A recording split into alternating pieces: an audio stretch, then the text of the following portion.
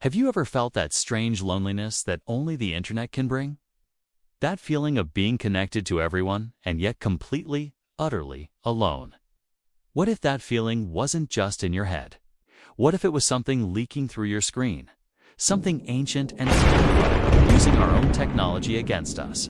Today, we're diving deep into the digital abyss with Kiyoshi Kurosawa's 2001 masterpiece, a film that saw the dark side of the internet long before the rest of us did. This is Kairo, or as it's known in the West, Pulse.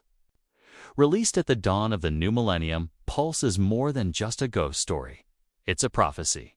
It's a chilling exploration of urban isolation, technological dread, and the quiet horror of a world losing its soul. The film doesn't rely on cheap jump scares or gore. Instead, it builds a suffocating atmosphere of despair, a sense of creeping existential dread that gets under your skin and stays there long after the credits roll. It asks a terrifying question: what happens when the afterlife becomes overcrowded and the dead decide they want back in, using the one door we've all left wide open, the internet? The story follows two parallel narratives. In one, we meet Kudo Michi, an employee at a small plant-selling company. Her colleague Taguchi has been missing for days. When she goes to his apartment to check on him, she finds him. But he's different, he's distant. Withdrawn, and after a brief, cryptic conversation, he calmly hangs himself. This is our first glimpse into the film's central horror. It's not about ghosts jumping out of closets. It's about the complete and total erosion of the will to live. Before his death, Michi finds a floppy disk. Remember those? And on it, a disturbing image. Taguchi's own face, staring blankly out from his computer monitor. Over and over, trapped in an endless digital loop. Meanwhile, we follow Ryasu Kawashima, a university economics student who's just signed up for a new internet service provider. Almost immediately, his computer starts acting strangely. It dials up on its own, and a website appears, showing grainy, unsettling images of people alone in dark rooms. A message flashes on the screen. Would you like to meet a ghost? This isn't some silly pop-up ad. This is an invitation, an infection. Ryasuke, like any curious person, tries to understand what he's seeing. He seeks help from a computer science postgrad, Haru Karasawa, and together they start to unravel the mystery. They discover that the digital world and the spirit world are merging. The realm of the dead is full, and spirits are spilling over into our world, not as malevolent entities seeking revenge, but as lonely, hollow beings who drain the life and hope from everyone they touch. This is the genius of Pulse. The ghosts aren't your typical vengeful spirits. They are manifestations of pure loneliness. They don't want to kill you in a physical sense. They want to make you like them.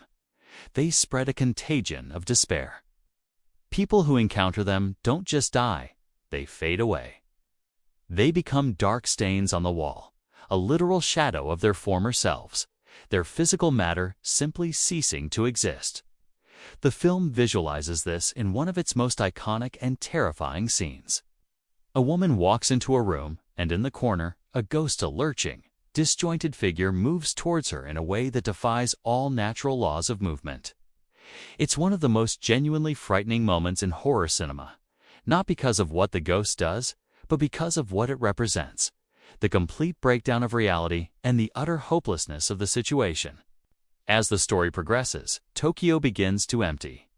The city, once a bustling hub of millions, becomes a ghost town. Doors to rooms are sealed with red tape, a futile attempt to keep the spectral invasion at bay. Characters we've come to know simply vanish, leaving behind nothing but a black smudge on the wall. Michi and Ryosuke find themselves among the last few survivors, navigating a world that has lost all meaning. The sky turns a perpetual, sickly gray. Planes start falling from the sky, not because of explosions, but because the pilots have simply given up. The world isn't ending with a bang, but with a quiet, collective sigh of resignation. Kurosawa uses his camera to emphasize this profound sense of isolation. He shoots in long, static takes, trapping his characters in wide, empty frames. The sound design is minimalist, filled with the hum of electronics, the eerie dial-up tone of a modem, and an unsettling ambient score that sounds like the world itself is moaning in pain. The color palette is washed out, dominated by muted grays, browns, and sickly greens, reflecting the decaying emotional state of the characters and the city itself. Tokyo, in Pulse, is not just a setting, it's a character. A vast concrete jungle that becomes a tomb, its endless apartments and corridors turning into cells of solitary confinement. The film's critique of technology is incredibly prescient. In 2001, the internet was still a symbol of connection and progress. Pulse saw the potential for it to become the opposite, a tool for alienation. The ghosts communicate through screens, their presence mediated by pixels and data streams. They offer a twisted form of connection, a promise to end loneliness by absorbing you into a greater, emptier whole. As Haru explains, the spirits are drawn to the isolation of human beings. Maybe death, she theorizes, is eternal loneliness. By trying to connect with each other through technology, the characters in Pulse have inadvertently created pathways for this eternal loneliness to seep into their lives. They stare at their screens, hoping for connection, but what stares back is the void. The climax of the film is not a big, dramatic showdown. There's no way to fight this. You can't shoot a ghost, and you can't reason with existential dread. Ryasuke and Michi's journey becomes a desperate search for a place untouched by the phenomenon. A search for any remaining shred of hope in a world that's already dead. They find a ship leaving Tokyo, one of the last, and manage to get aboard. As they sail away, they look back at the city, now engulfed in smoke and silence. Ryasuke, having been touched by one of the ghosts, begins to fade, turning into dust right before Michi's eyes. In the final haunting scene, Michi is alone on the deck of the ship. She looks out at the ocean and says, "I'm not alone. I found friends. We're starting our journey. From now on, I'll be all alone." It's a devastatingly bleak ending. She has found connection with the other few survivors on the ship, yet she understands that in this new world, loneliness is the fundamental state of being. The contagion has won. Pulse is a film that rewards patience. Its slow, deliberate pace might not be for everyone, but if you allow yourself to be immersed in its world, the effect is profound. It's a deeply philosophical horror film that uses the supernatural to talk about something very real. The crisis of connection in the modern world. It's a feeling we can all relate to. Scrolling through social media feeds, feeling a pang of loneliness, even as we're supposedly connected to thousands of people. Kurosawa tapped into that anxiety over 2 decades ago and created a film that feels more relevant today than ever.